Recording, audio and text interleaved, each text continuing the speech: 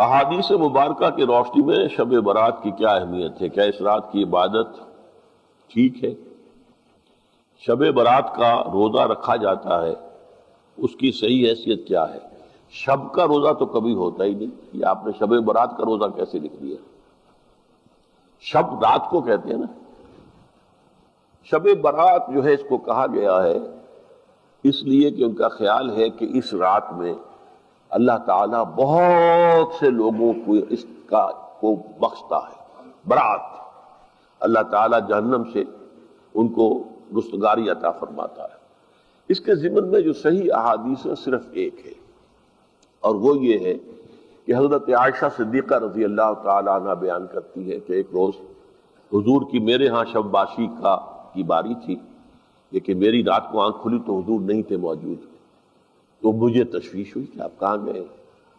تو میں ڈھونڈتی ہوئی وہ یا کسی اور کو آپ نے بھیجا، بہرحال مجھے پوری تفصیل یاد نہیں ہے، تو معلوم ہوا کہ آپ جنت البقیع میں گئے ہوئے ہیں اور وہاں پر استغفار کر رہے ہیں اللہ سے، اور تمام جو بھی وہاں پر مردے دفن ہیں ان کے لیے مغفرت کی دعا کر رہے ہیں۔ بس یہ ثابت ہے۔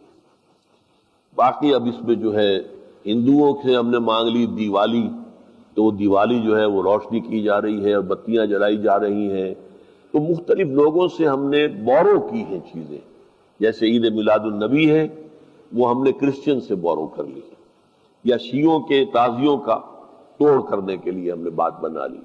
اب اس میں جو ہے روشنیاں کی جا رہی ہیں، یہ دیوالی کا گویا کہ ہم نے توڑ فراہم کیا ہے یا اس کی نقل ہم کر رہے ہیں۔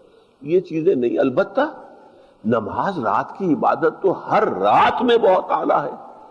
چلیے اگر اور دنوں میں نہیں ہوتا، اس رات کو آپ کو، کیونکہ حضور نے بھی استغفار کیا خاص طور پر جا کر جنت البقیع میں، تو اگر آپ بھی کریں، نماز پڑھیں اور استغفار کریں تو کیا ہے، بہت اچھی بات ہے، اس میں تو کوئی حرج کی بات ہے ہی نہیں۔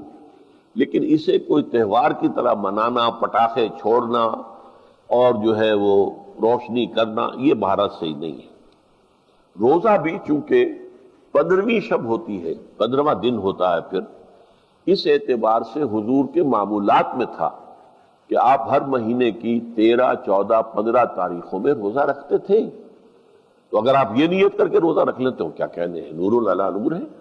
اور روزہ کسی وقت بھی نفلی روزہ رکھا جائے اللہ تعالیٰ قبول فرمائے گا۔